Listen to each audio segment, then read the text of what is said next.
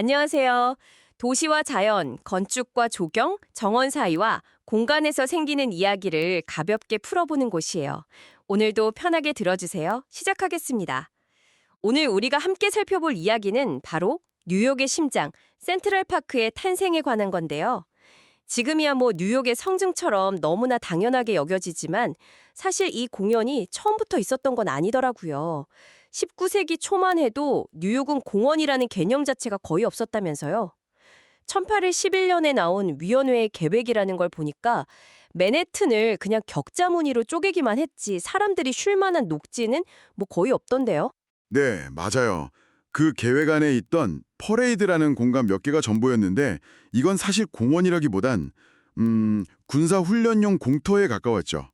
당시 뉴욕은 인구가 정말 폭발적으로 증가하던 시기였거든요.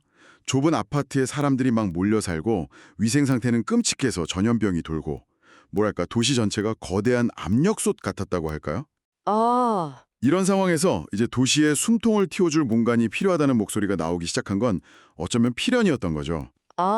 그러니까 공원이 그냥 있으면 좋은 장식품이 아니라 도시의 생존을 위한 뭐랄까 봉중보건 시설 같은 개념으로 떠올랐다는 거군요. 바로 여기서 두 명의 선구자가 등장하죠. 그렇죠. 시인 편집자였던 윌리엄 콜렌 브라이언트, 그리고 원예가 앤드루 잭슨 다우닝. 바로 이 두 사람이 여론에 불을 지폈습니다. 네. 특히 브라이언트는 1844년에 자기 신문에 아주 강력하게 그늘과 휴식을 위한 광대한 유원지가 필요하다고 외쳤고요. 다우닝은 잡지를 통해서 유럽의 아름다운 공원들을 막 소개한 거예요. 우리 뉴욕 시민들에게도 저런 공간을 가질 자격이 있다. 이런 열망을 심어준 거죠. 정말 인간다운 삶을 위한 사회적인 요구였군요. 그렇게 여론이 만들어지고 드디어 공원을 만들기로 했는데 이번엔 어디에 만들지를 두고 또 엄청 시끄러웠다고요? 네, 맞아요. 처음에는 이스트 강변에 존스우드라는 사유지가 유력했어요. 경치도 좋고 하니까요. 그런데 결국 선택된 곳은 지금의 위치. 당시로서는 거의 맨해튼 외곽이나 다름없는 황무지였단 말이죠.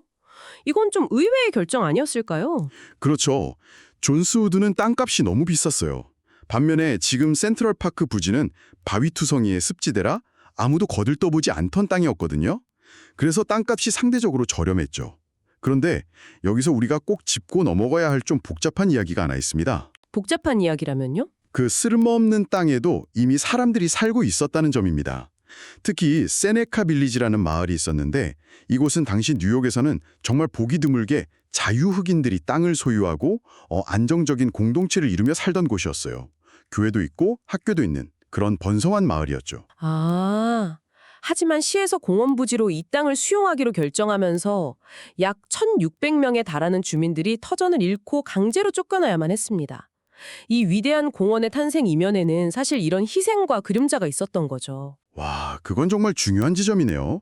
모두를 위한 공간이라는 이상을 위해서 역설적으로 특정 공동체는 희생되어야 했다니 참 역사의 아이러니 같아요.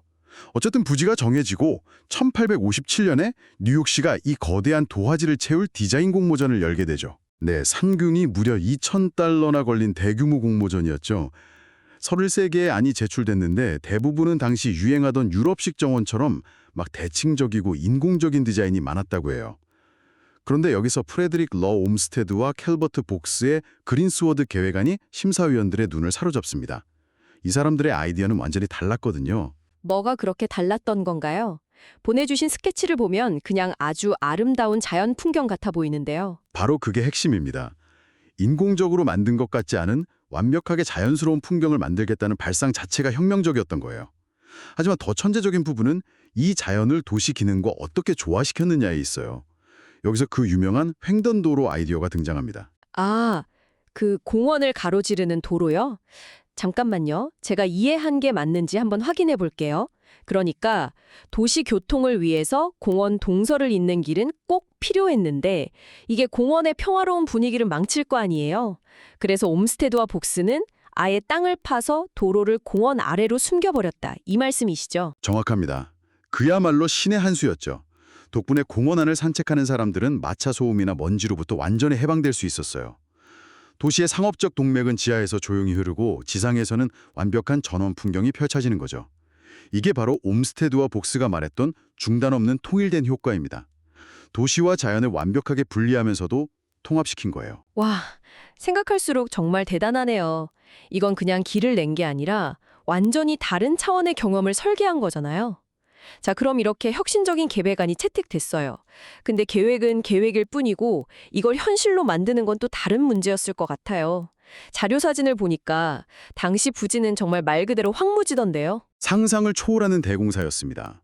그 황량한 땅을 목가적인 풍경으로 바꾸기 위해서 1858년 여름 한때는 무려 3,600명이 넘는 인력이 동시에 투입됐어요.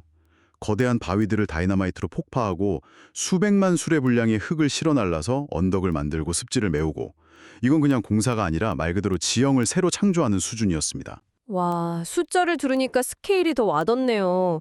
1863년까지 24만 그루가 넘는 나무랑 관목을 심었다고요?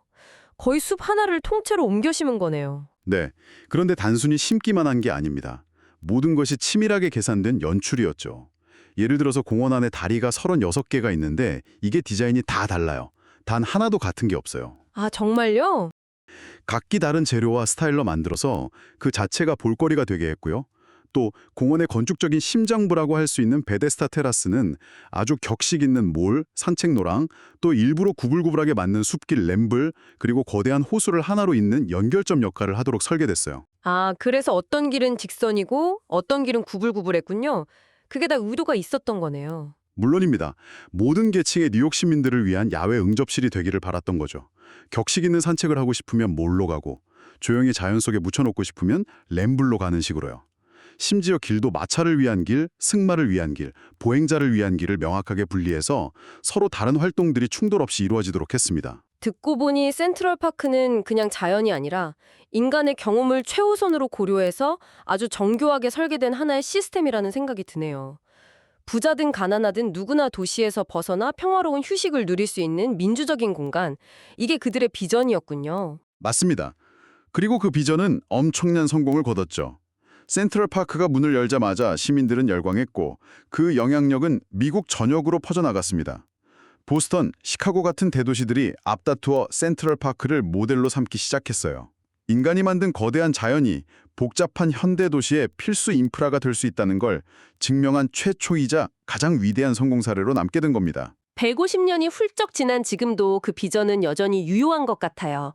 여기서 좀 더 깊이 생각해 볼 만한 질문이 떠오르는데요. 옴스테드와 복스는 당시의 교통수단이었던 마차, 승마, 보행자를 위한 길을 그렇게 세심하게 구분했잖아요. 근데 오늘날 공원에는 자전거, 전동 스쿠터, 스케이트보드, 조깅하는 사람들까지 그들이 상상도 못했던 훨씬 다양한 활동들이 공존하고 있어요. 만약 옴스테드와 복스는 지금으로 돌아와서 센트럴파크를 다시 디자인한다면 이 새로운 활동들을 어떻게 공원 안에 조화롭게 녹여낼까요? 그러면서도 그들이 지키려 했던 도시 속 완벽한 자연이라는 본질은 어떻게 유지할 수 있을까요? 여러분이라면 어떤 아이디어를 제안하시겠어요? 오늘도 들어주셔서 감사합니다. 새로운 시선과 영감을 얻어가셨길 바래요. 다음에